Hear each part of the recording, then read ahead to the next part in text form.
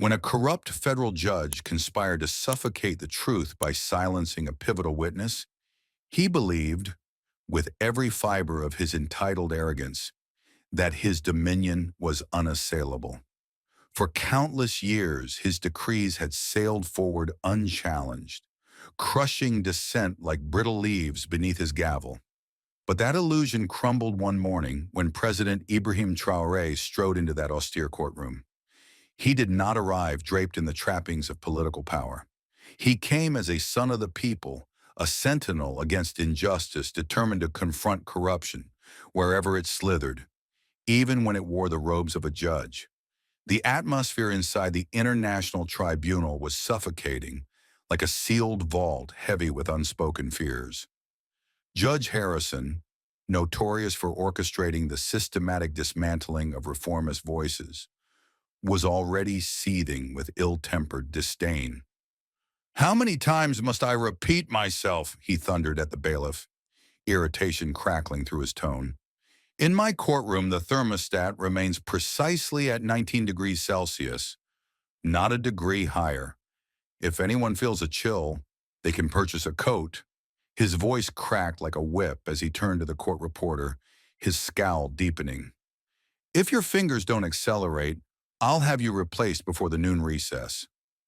His blistering contempt wrapped itself around the staff, forcing them to tread carefully, as if each step might set off an unseen landmine. In the gallery, journalists and human rights observers exchanged uneasy glances as Harrison stormed in, his judicial robe trailing behind him like an ominous shadow.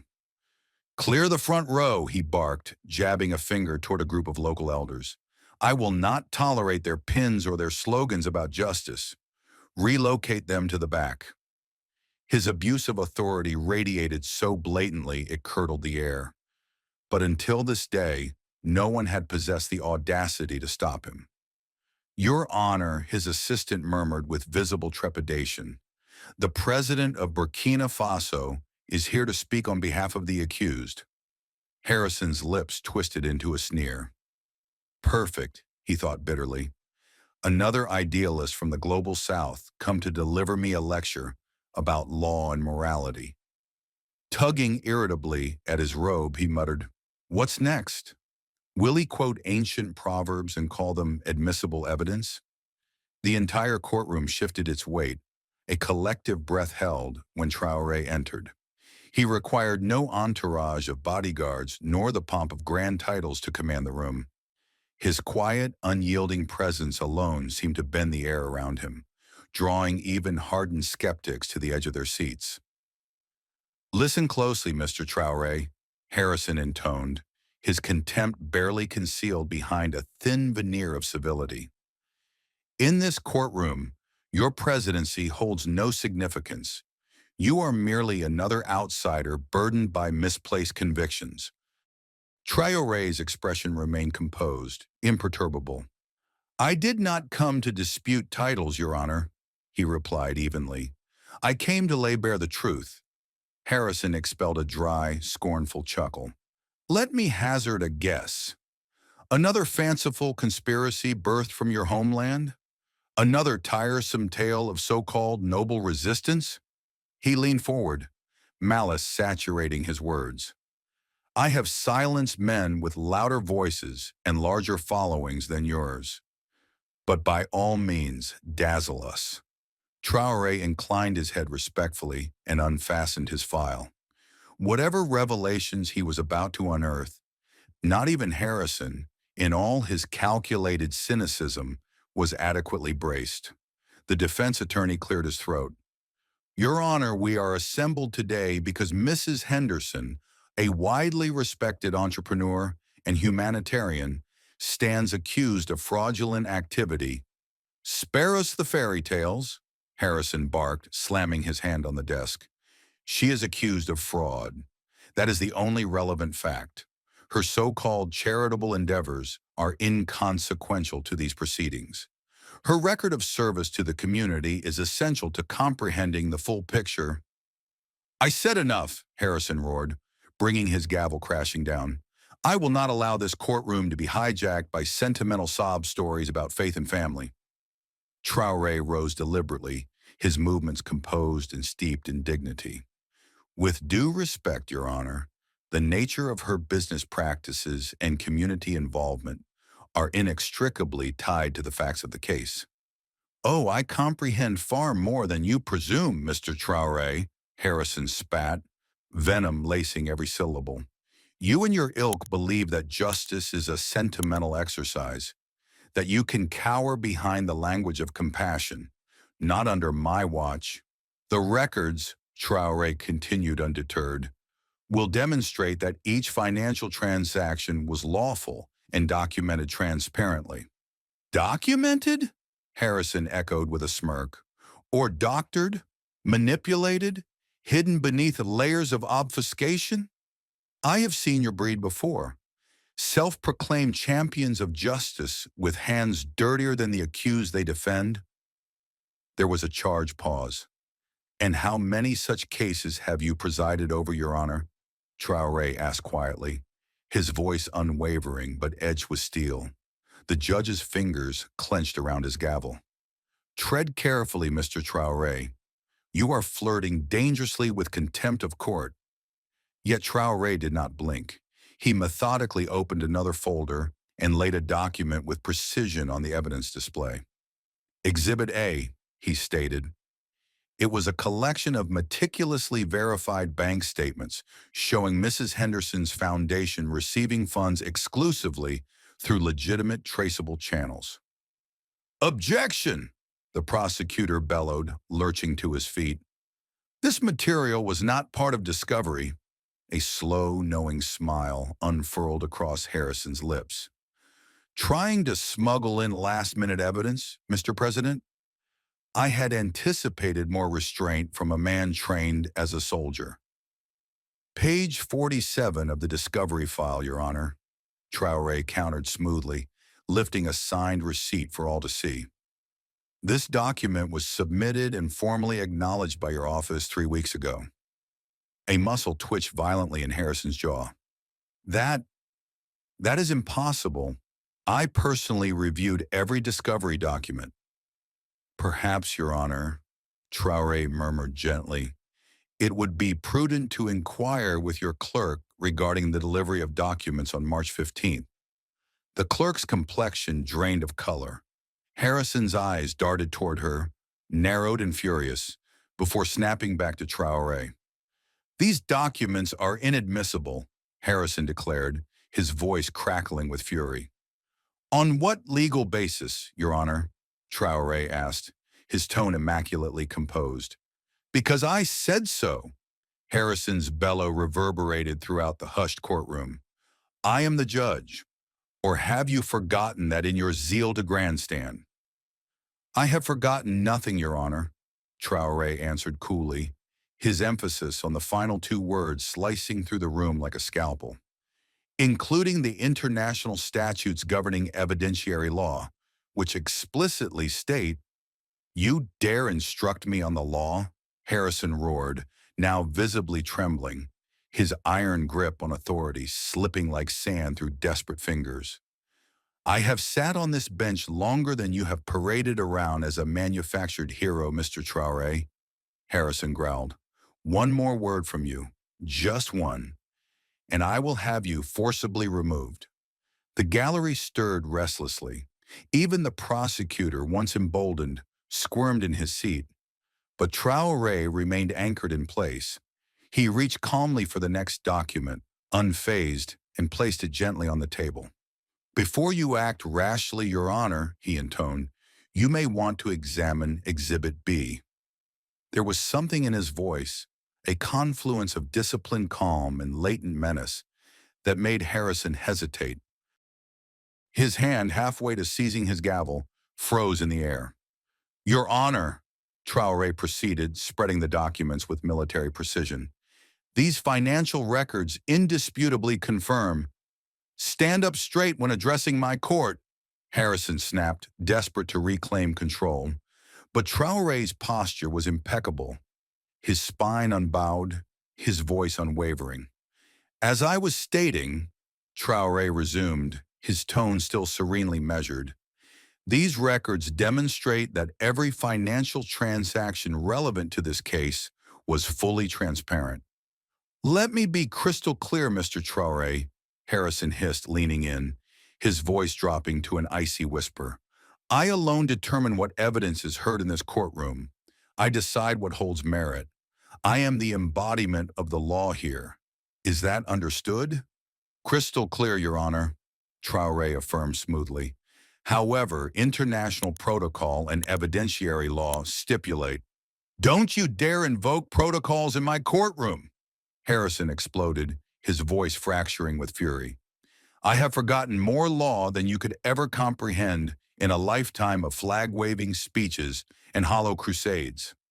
The prosecutor visibly recoiled as Harrison's barely contained rage erupted unchecked. In fact, Harrison snarled, mention one more statute, one more regulation, and I will ensure you join your client in contempt. That is not a warning. That is a promise. Yet Traore stood resolute. He did not so much as flinch.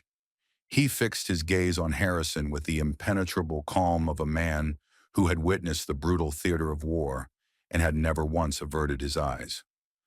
Are you suggesting, Judge, he asked, his voice a low, deliberate murmur, that you would imprison a sitting head of state for presenting verified, documented evidence before this court? Harrison's expression twisted, a flicker of frustration breaking across his features. You're just another man who doesn't know where he stands, he snapped. One more word and I'll instruct the bailiff to clear this entire courtroom. Test me, Trey replied, his tone scarcely above a whisper but carrying the weight of iron. A heavy, absolute stillness descended. The gallery hushed. Even the bailiffs, usually brisk and dutiful, hesitated, their eyes betraying uncertainty. No one moved. No one breathed. Then, with an almost ceremonial slowness, Trey reached into his case and withdrew an object that had not yet crossed the judge's sight, a sealed envelope. He placed it meticulously on the table before him and lifted his gaze, his voice steady and soft. Perhaps, Your Honor, you should review this before choosing to escalate matters further. Harrison's eyes narrowed into dangerous slits. Are you defying me, Mr. Trey? I promise you, you won't like the consequences. Before we proceed, Trey returned smoothly, utterly unshaken, I would like to draw attention to a troubling pattern that has emerged within your recent rulings. Pattern? Harrison thundered, slamming his gavel so hard it echoed through the chamber. The only pattern here is your blatant insolence. Sit down or I'll have you forcibly removed. But Traore did not sit. He remained upright, resolute. The defense has every right, Your Honor. Rights? Harrison spat the word with venom. Let me enlighten you about how rights function in my courtroom. I decide who has the right to speak. I decide who remains. I decide what truth is. And right now, I'm deciding that you are in contempt. A ripple of unease stirred across the gallery. Nervous glances darted from face to face. Officers! Harrison barked, his voice sharp and commanding. Remove him! Now! The officers faltered, exchanging anxious looks, not at Trey, but among themselves. Something unseen had shifted, and they sensed it. Did you not hear me? Harrison roared, his voice cracking with rage. That was an order! Then Trey's voice cleaved through the rising tension, sharp as steel.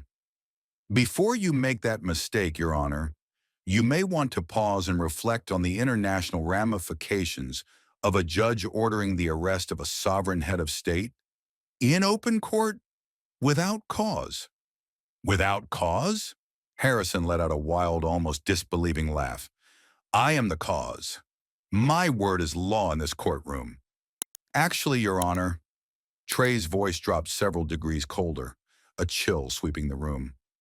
There is something you appear to have overlooked about who truly gives orders in this courtroom. For the first time, Harrison's gavel hand quivered. His eyes dropped, betraying the dawning realization that he was beginning to lose command. Mr. Traore, he snarled, clenching his jaw, I am giving you one final opportunity to submit to my authority before I have you dragged out of here in shackles. Fascinating choice of language, Traore mused, his tone razor sharp but deceptively calm. Authority? Let's discuss that word, shall we? There's nothing to discuss, Harrison bellowed, his gavel crashing once again onto the bench. I've made my ruling. Have you? Traore's gaze pierced through the judge, unwavering.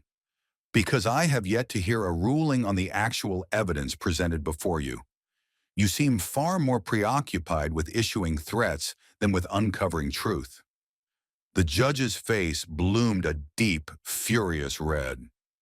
How dare you question? Oh, you've made it abundantly clear that your personal authority is your highest priority, Traore interjected, his tone laced with quiet reproach. But tell me, Your Honor, what about Mrs. Henderson's case? What about the truth you are so determined to evade? I am not evading anything, Harrison hissed, but his gaze flickered, betraying itself once more, landing on the sealed envelope that sat ominously before Traore. And then Traore, calm as ever, lifted the envelope. You won't mind explaining, then, why every single piece of exculpatory evidence in this case has inexplicably vanished from court records? Those files were sealed under my authority, Harrison barked, his voice rising dangerously, desperation beginning to crack its surface. I am the law here. No one is above me in this courtroom. A hush fell so absolute, it seemed the very air held its breath. Even the prosecutor's expression had drained of color. Even he looked shaken, but Traore did not flinch. He studied Harrison with an unblinking, calculating stillness. Tell me, Your Honor, he asked, his voice soft as silk, yet unyielding as iron. Why does power captivate you so deeply, while justice seems to repulse you so profoundly? Officers, Harrison roared, veins standing out on his temple. Remove this man, now!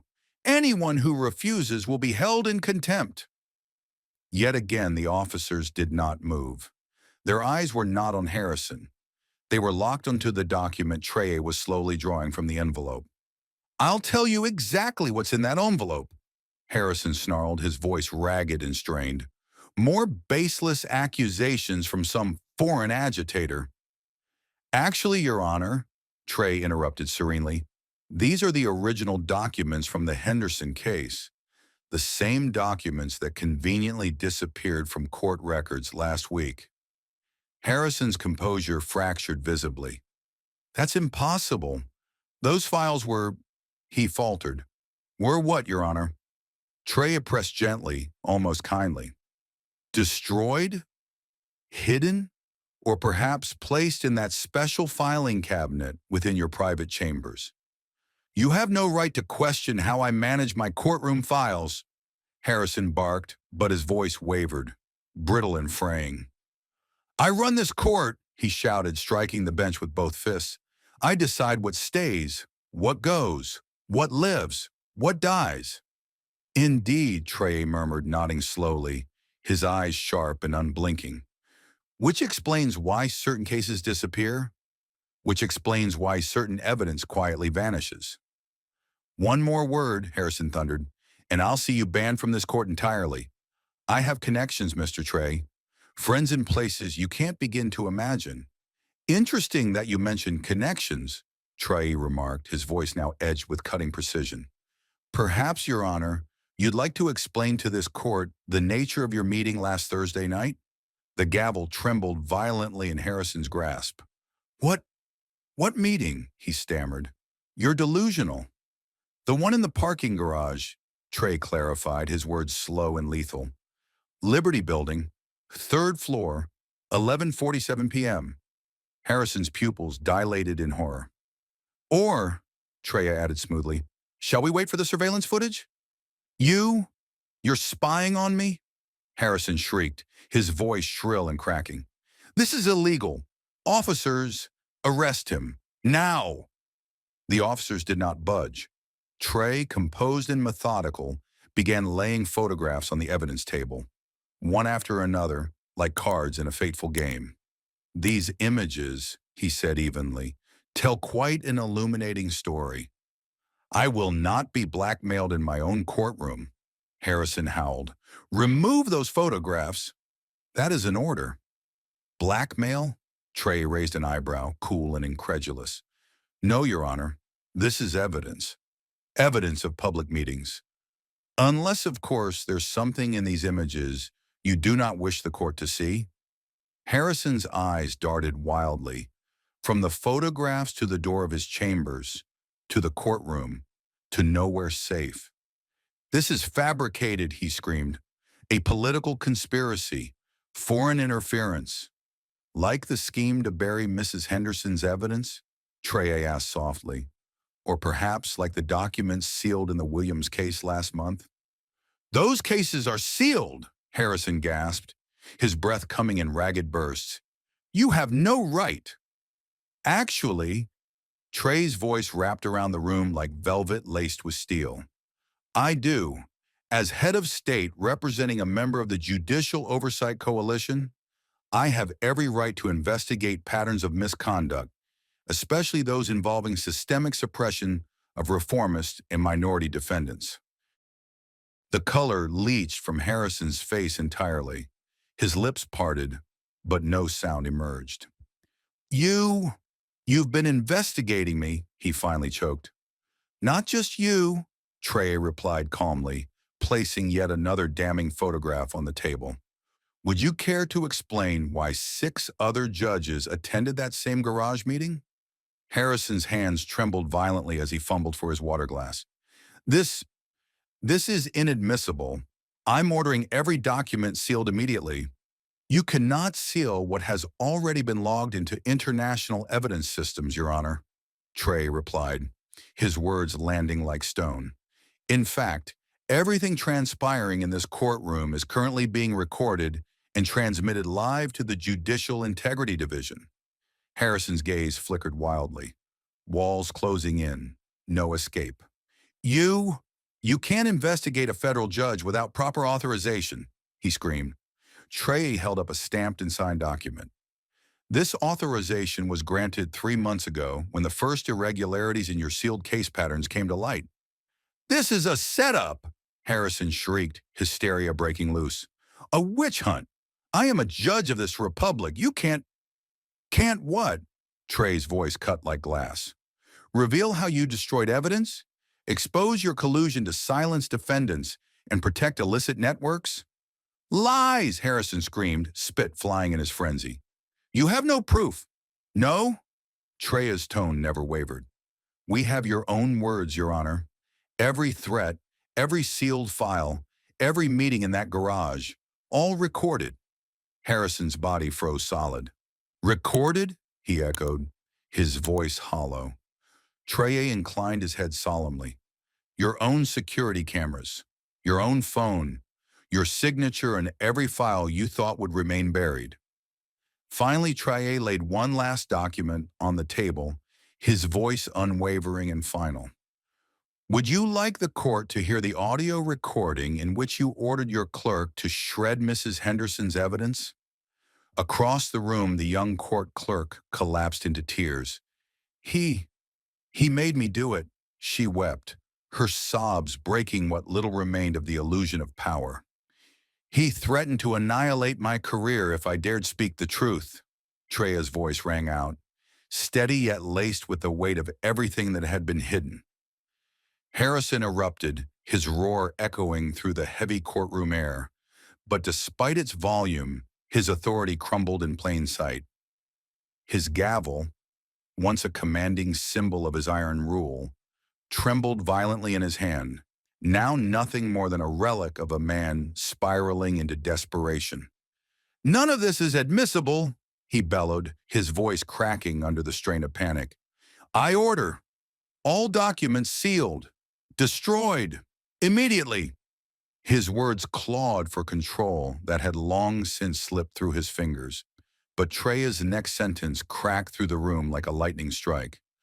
Perhaps, Your Honor, you'd care to enlighten the court.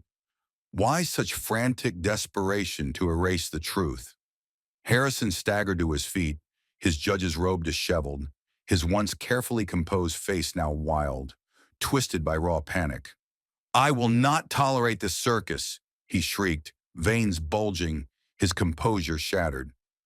"Officers, I command you, arrest him! Seize those documents, now!" But before a single officer could move, a calm, authoritative voice rose from the rear of the courtroom. "Actually, Your Honor, the only arrest today will be yours." Heads snapped around. Down the center aisle marched a team of international investigators, federal agents at the helm. Their badges gleamed under the courtroom's stark lights. Sharp, undeniable, final. Number no. Harrison stumbled backwards, eyes wide with primal fear. "You can't touch me. I have immunity. I have power. Do you even comprehend who I am?" "Oh, we know exactly who you are," the lead agent stated coolly, striding toward the bench with deliberate steps.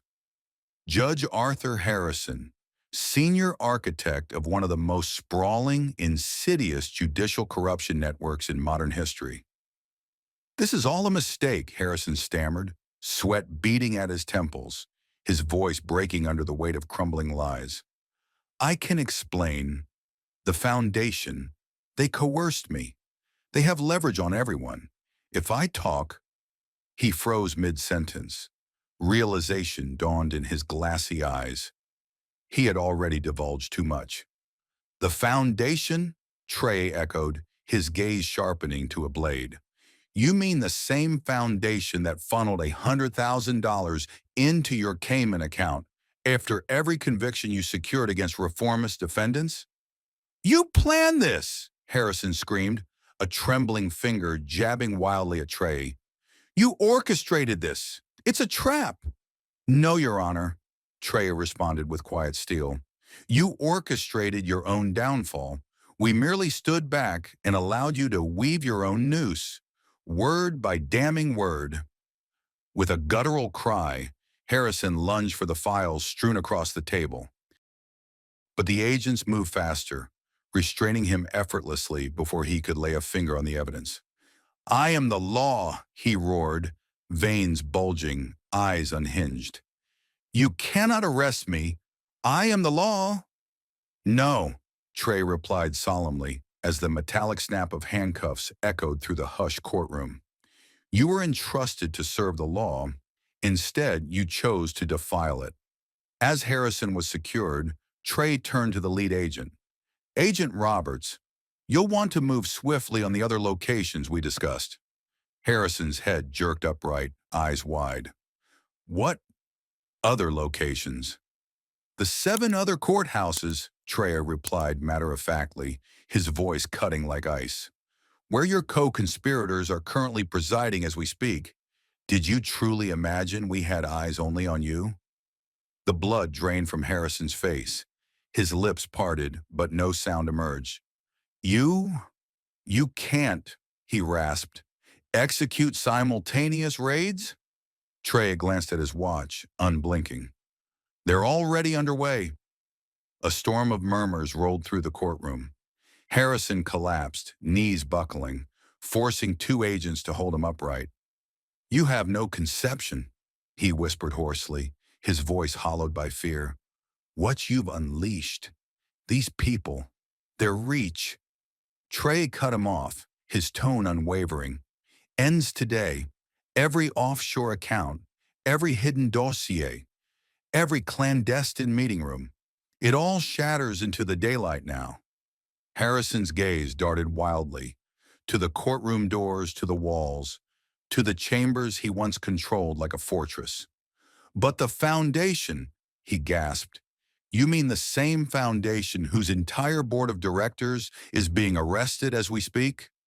Traore's eyebrow lifted ever so slightly. Harrison's legs finally gave way, his body sagging like a marionette with its strings severed.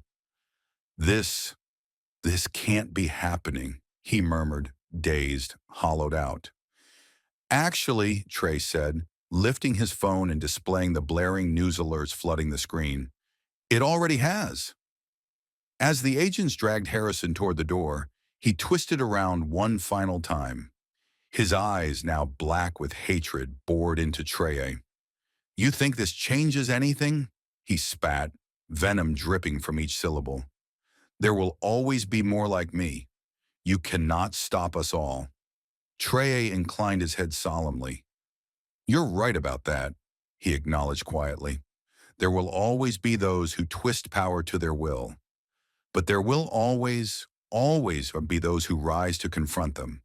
And that is what makes justice real. Not robes, not titles, not fear, but the courage to face corruption and tear its mask away." Aftermath: Judge Harrison's dramatic downfall triggered an unprecedented wave of investigations spanning multiple jurisdictions. Dozens of cases, sealed, buried, long deemed untouchable, were reopened. Individuals wrongfully targeted, silenced, and crushed by Harrison and his conspirators finally stepped into long overdue justice. Mrs. Henderson's case was dismissed almost instantly. The new judge found not a shred of legitimate basis for the charges once the buried evidence surfaced. Because in the end, justice is not safeguarded by those who hoard and manipulate power. It is kept alive by those bold enough and relentless enough to challenge it. Justice was not delivered by a system. It was carved from truth by those who refused to yield. If this story stirred something deep in you, if it ignited even a flicker of belief in truth over tyranny, join us, stand alongside us, subscribe, and help us keep these stories alive. This is more than content. It is a call to accountability, a call to stand taller, to demand better, subscribe, and become part of something greater.